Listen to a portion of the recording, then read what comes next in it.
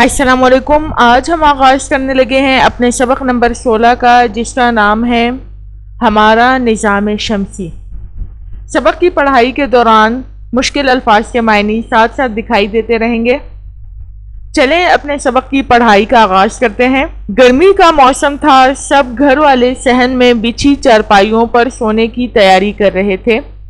آسماں اپنی دادی اماں سے کہنے لگی، دادی جان، آپ ہمیں روزانہ جنوں، پریوں، بادشاہوں اور فقیروں کی کہانیاں سناتی ہیں، آج کوئی انوکھی اور مزیدار کہانی سنائیں۔ دادی اماں نے غور سے آسماں کی طرف دیکھا اور بولی، لگتا ہے تم سمجھدار ہو گئی ہو، اسی لیے جنوں اور پریوں کی کہانیوں سے اکتا گئی ہو۔ پھر دادی اماں کہنے لگی، چلو آج میں تمہیں ایک معلومات بھری ستاروں، سیاروں اور کہکشاؤں کی کہانی سناتی ہوں۔ آسماں نے آسمان کی طرف دیکھا، آسمان پر بے شمار ستارے جگمگا رہے تھے۔ آسماں نے تالی بجا کر اپنی خوشی کا اظہار کیا۔ دادی اماں کہنے لگی، وہ جو آسمان تمہیں نظر آ رہا ہے دراصل خلا ہے، جو ہماری زمین کے ارد گرد موجود ہے۔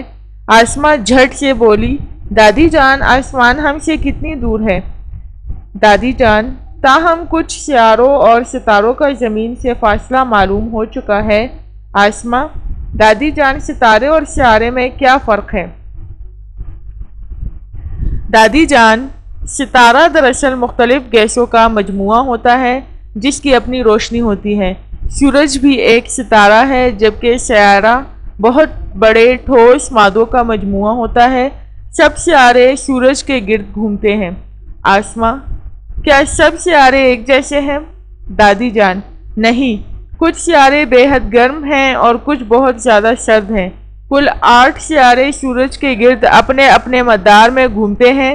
ان میں عطارد، زہرہ، مریخ، مشتری، زحل، یورینس، نیپچون اور ہماری زمین شامل ہیں۔ یہی ہمارا نظام شمسی ہے۔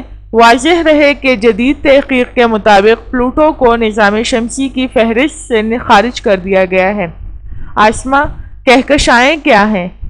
دادی جان، کہکشاں دراصل اربوں سیاروں اور ستاروں کے مجموعے کا نام ہے۔ اس کائنات میں بے شمار کہکشائیں ہیں اور ہر کہکشاں میں بے شمار ستارے اور سیارے گردش کر رہے ہیں۔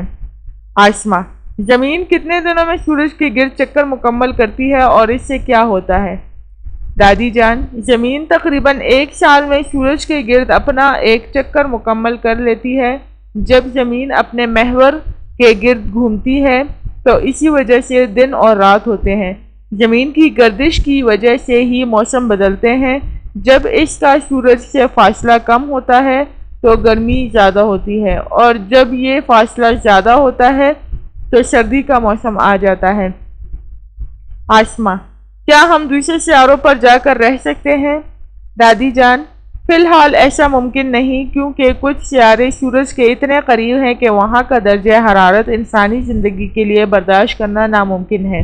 اسی طرح بعض سیارے سورج سے دور ہونے کی وجہ سے اتنے سرد ہیں کہ وہاں پر بھی زندگی گزارنا ممکن نہیں ہے۔ آسماں، کون سا سیارہ سورج کے قریب اور کون سا دور ہے؟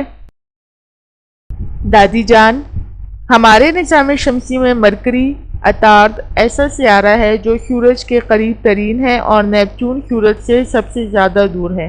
آسماں، کیا کبھی کوئی انسان خلا میں گیا ہے؟ دادی جان، ہاں، سب سے پہلے روس نے ایک خلائی راکٹ کے ذریعے ایک خاتون کو خلا میں بھیجا تھا۔ اس کے بعد خلائی دوڑ شروع ہو گئی اور مختلف ممالک نے خلائی راکٹوں کے ذریعے دوسرے سیاروں کے بارے میں معلومات حاصل کرنا شروع کر دی۔ ان ممالک میں امریکہ سب سے آگے ہے۔ مختلف ممالک نے اپنے اپنے خلائی اسٹیشن قائم کر رکھے ہیں۔ آسماں، مصنوعی سیاروں کے کیا فائدے ہیں؟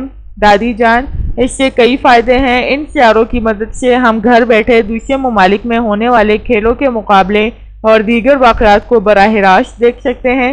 انہی کی بنا پر ہمیں موسموں کی تبدیلی کا پتہ چلتا ہے، جس سے تحقیق میں مدد ملتی ہے اور ہماری زندگی میں آسانیاں پیدا ہوتی ہیں۔ آسماں، کیا پاکستان نے بھی کوئی راکٹ خلا میں بھیجا ہے؟ دادی جان، ہاں، 1972 میں کراچی سے ایک راکٹ خلا میں بھیجا گیا۔ آسماں، مزہ آ گیا۔ دادی جان، زندہ باد۔